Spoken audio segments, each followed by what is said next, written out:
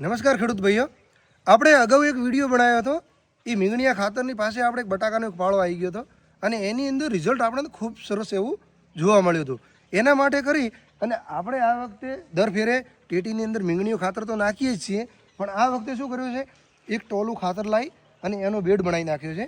Bed બનાવી એને પલાળી નાખ્યું છે. પલાળી અને એ કોવરાઈ જાય ને એકદમ ઠંડુ થઈ જાય ને તો પછી એની અંદર આપણે બેક્ટેરિયા જે ફૂગના આવે છે ને એ ટ્રાયકોડર્મા અને પેસિલોમાઇસિન નાખવાના છે.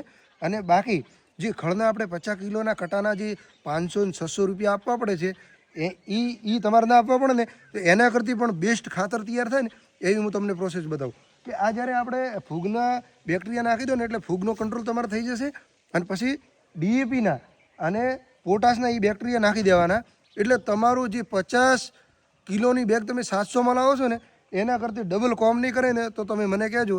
અને બીજું કે આપણે છે ને આગળ એક વિડીયો બનાવ્યો હતો અને ખાતર વિશે માહિતી, એ વિડીયો ખૂબ સરસ એવો ચાલ્યો હતો. એટલે ચલો ખેડૂતોનું ભલું થતું હોય તો આપણે વળી એક વિડીયો બનાવી અને ખાતર કઈ રીતની તૈયારી કરી એના માટે આપણે એક વિડીયો બનાવ્યો છે.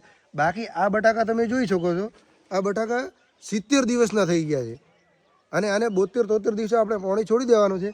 પણ હજી છે ને કેમેરામેનને કહીશ કે તમે હાવ નજીકથી બતાવો. હજી છે ને હજી એની એક કોમળાશને બીજું તમે જુઓ ને તો એકદમ જાણે 50 દિવસના બટાકા હોય ને એવા છે.